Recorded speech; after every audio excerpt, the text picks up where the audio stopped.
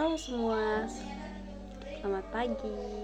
Sebelum itu, perkenalkan nama saya Sylvia Limbombua, biasa dipanggil Sylvia.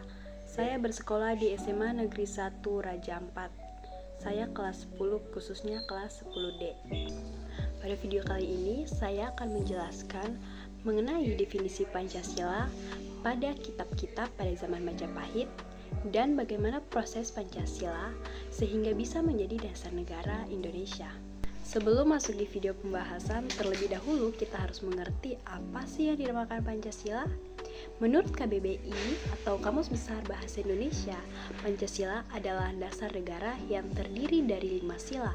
Yang pertama yaitu ketuhanan yang Maha Esa, yang kedua kemanusiaan yang adil dan beradab, yang ketiga persatuan Indonesia, dan yang keempat kerakyatan yang dipimpin oleh hikmat kebijaksanaan dalam permusyawaratan perwakilan.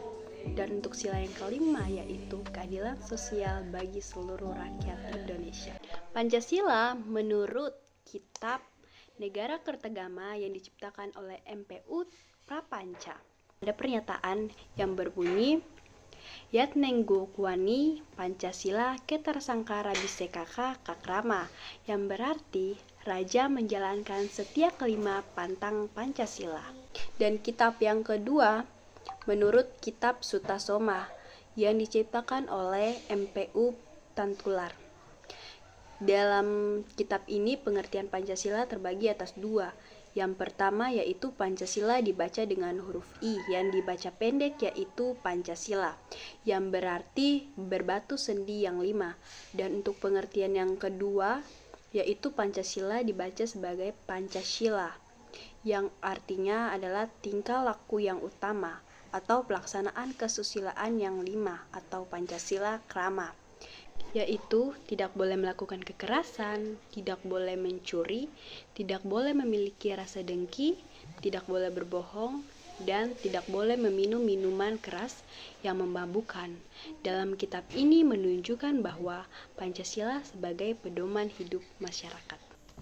Setelah definisi Pancasila pada kitab-kitab pada zaman Kerajaan Majapahit, selanjutnya kita akan masuk pada bagaimana proses terjadinya Pancasila menjadi dasar negara bangsa Indonesia. Peresmian BPUPKI pada tanggal 28 Mei 1945, dan setelah peresmian tersebut dilakukanlah sidang pertama yaitu tanggal 29 Mei 1945, dan pada saat itu Dr.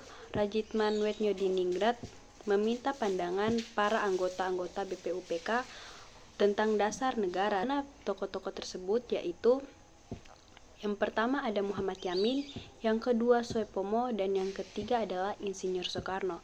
Insinyur Soekarno mengemukakan pendapatnya pada tanggal 1 Juni 1945 mengenai dasar negara pada tanggal 1 Juni 1945. Yang pertama adalah kebangsaan Indonesia, yang kedua adalah internasionalisme atau perkemanusiaan, dan yang ketiga adalah mufakat atau demokrat, dan yang keempat adalah keadilan sosial, dan yang terakhir yaitu yang kelima adalah ketuhanan yang Maha Esa. Setelah itu terbentuklah panitia ke-8 yang terdiri dari golongan kebangsaan dan golongan keagamaan yang diketuai oleh Soekarno dan 7 orang lainnya.